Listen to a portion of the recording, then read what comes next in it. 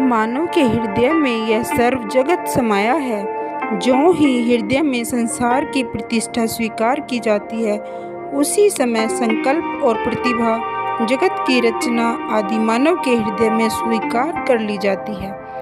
चेतना तथा शक्ति का मूल परम ब्रह्म ही है। आत्मा की, जीव की तथा ब्रह्मा की 3 संज्ञाएं बनती हैं। साधारण अवस्था में मानव शरीर में रहने वाला आत्मा या जीव ही होता है। जब इसको अधिक घृणा होती है तो देवासुर बन जाता है। देवासुर समाप्त होने पर असुर समाप्त हो जाते हैं। उस समय आत्मा की प्रतिभा स्वीकार की जाती है। जब आत्मा अनेक प्रकार के आवेश को समाप्त कर देती है तो वह प्रकृति के मूल कारण में चली जाती है। तब मन, बुद्धि, चित्त, अहंकार की अवस्था में आ जाती है तो उस समय उसकी कृतियों में भान होने लगता है, उसे ज्ञान हो जाता है। चित्त में उसी प्रकार की प्रतीति होने लगती है। जब चित्त की संज्ञा भी समाप्त हो जाती है तो उसको मुक्ति की अवस्था कहा जाता है। परमात्मा निर्व्यय, स्वीकृति, अनादि और स्वयंभू ब्रह्म माना गया है। इसी प्रकार यह आत्मा ब्रह्मा की एक प्रतिभा है, जैसे संसार में पिता और पुत्र की संज्ञा है। आत्मसमर्पण से अहम भाव का नाश। संसार में आत्मा के ऊपर विचार करने पर चेतना में ही संसार स्वीकार होता रहता है। हम परम ब्रह्म परमात्मा की उपासना करते हुए एक महान अध्ययन करते हैं। अपनी आत्मा को तथा अपने को उस परम ब्रह्म को समर्पित करते रहें।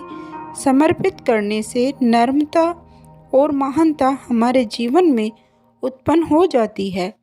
हम अपने को उस प्रभु को समर्पित कर देते हैं तो अहम भाव उत्पन्न नहीं होता। जहाँ अहम भाव उत्पन्न नहीं होता वहाँ चेतना में चेतना का ज्ञान होने लगता है।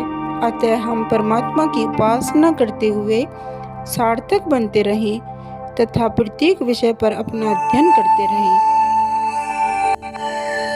परम ब्रह्म का वेद ज्ञान अनंत है। प्रभु के राष्ट्र में हमारी सहस्त्रों वर्षों की अवस्था हो, हम वैदिक साहित्य का अध्ययन करते रहें, यह अवस्था सूक्ष्म ही मानी जाती है। आत्मा परमात्मा का विषय इतना गंभीर है कि मुक्ति तथा इसका अध्ययन करते रहें। अंत में भिन्नता ही अभिन्नता के रूप में मानव को प्रतीत होती है। मानव की वाणी से वर्णन नहीं किया जा सकता। आत्मा का विषय इतना गहन है। वेदों और दर्शनों ने नेति नेति कह दिया है, ब्रह्म व्यापक है। परम ब्रह्म के साक्षात्कार के लिए मन प्राण का मिलान अनिवार्य है। कहते हैं इसको जानने के लिए मन और प्राण का मिलान करना चाहिए। उस आनंद को प्राप्त करो जिसे तुम्हें पाना है। उसको प्राप्त करने के पश्चात वह आनंद वाणी का विषय नहीं रह जाता, वह ब्रह्म इंद्रियों का विषय नहीं है। इसलिए उस आनंद को प्राप्त करने के लिए हम अपने में अनुभव करते रहते हैं। चित्त, मन इत्यादि का प्रमाण हमारे लिए सहज हो जाता है, क्योंकि हमारी वाणी का अग्नि का सहयोग होकर उससे गहनता उत्पन्न होती है। अग्नि ही इसका वाहन करता रहता है। प्रभु चेतना से जीव चेतना का मिलान ही जीवन महत्ता और यौगिकता है। आत्मा परमात्मा का विषय गहन विषय है। एकता अनेकता में इसको देखना, इसको विचारना, इस पर अध्ययन करना बहुत ही गहन विषय है। प्रभु में समर्पित करके उसकी चेतना में चेतना का मिलान करके हम आनंद को प्राप्त होते हैं। यही हमारा जीवन है, यही हमारी यौगिकता है। मान अपमान को त्याग कर प्रभु दर्शन कर। यह जो परमात्मा का जगत है, इसमें एक एक कण में परमात्मा की सर्व सृष्टि का चित्रण हो रहा है। जब हम विचार करते हैं प्रत्येक अणु में, परमाणु मात्र में मानव की निधि विराजमान रहती है, इसी प्रकार एक एक अणु में सर्व ब्रह्मांड की आभा दृष्टिपात आने लगती है। बहुत से शब्द मानव बुद्धि से दूर के हो जाते हैं। इस पर मौन हो जाते हैं। आत्मा, परमात्मा, प्रकृति, मानव में सब क्या है, इन पर विचार प्रकट करता हुआ मौलिकता पर पहुँचते हैं तो उसका विराट रूप हमारे समक्ष आने पर मौन हो जाना पड़ता है। यदि माता को यह ज्ञान हो जाए कि तेरे गर्भस्थल में बालक का निर्माण किसने कर दिया, तो परमात्मा उसके कितने निकट हो जाता है। यदि मानव मान अपमान को त्याग कर प्रभु का दर्शन करता है तो परमात्मा उसके निकट हो जाता है।